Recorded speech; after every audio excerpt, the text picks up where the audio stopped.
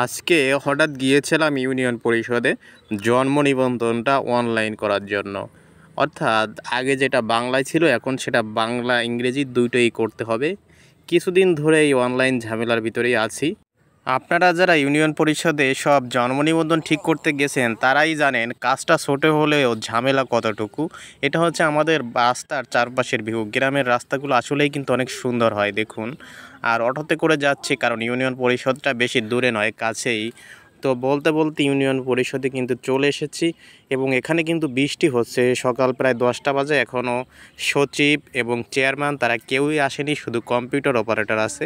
কিন্তু আমার প্রথম কাজ হচ্ছে চেয়ারম্যানের ওখানে যে আমার ফাইলে সই নিতে হবে, তারপর সেটা সচিবের কাছে সাবমিট করতে হবে। এটা হচ্ছে আমাদের ইউনিয়ন পরিষদের একটা ভিউ।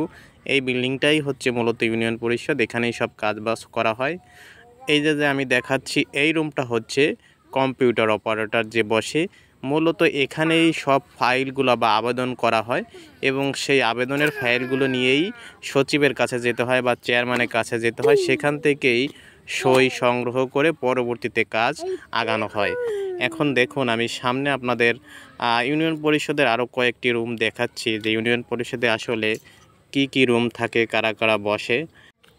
প্রথমেই যে রুমটা দেখাচ্ছি এটা হচ্ছে কম্পিউটার অপারেটর ভাই যে থাকে তার রুম। এখানেই মূলত আগেই আপনাদের সব কিছু বলে দিয়েছি যে অ্যাপ্লিকেশন বা ফর্মগুলো আবেদন করা হয় এবং সেগুলো নিয়েই কিন্তু আপনার যেতে হবে সচিবের কাছে বা চেয়ারম্যানের কক্ষে। সেখান থেকে সই সিগনেচার সব কিছু নিয়ে তারপর সচিবের কাছে আসতে হয়। তো আমি এখন যে রুমটা আপনাদের দেখাবো সেটা হচ্ছে সচিবের রুম। এই সচিবের রুমটার উপরে আমরা দেখতে পাচ্ছেন, এখানে মূলত আপনার ফাইলটা সাবমিট করতে হয়।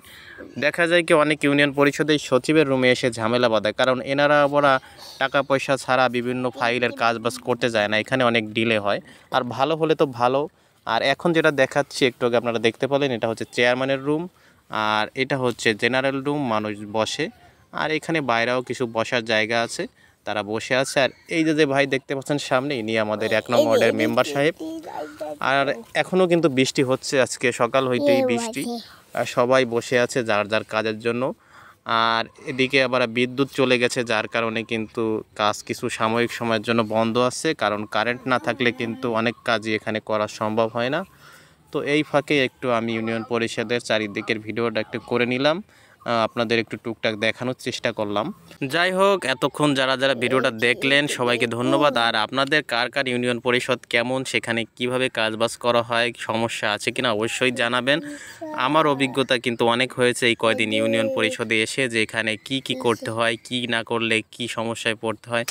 আসলে ইউনিয়ন পরিষদে যে কত ঝামেলা আছে সেগুলো যে না আসবে সে বুঝতে পারবে না। আর এখানে বলেও লাভ নাই, আমাদের সকল সরকারি অফিস আদালতের সিস্টেমটাই এরকম, কয়েক টাকার জন্য আপনার ফাইলটাই আটকে যাবে।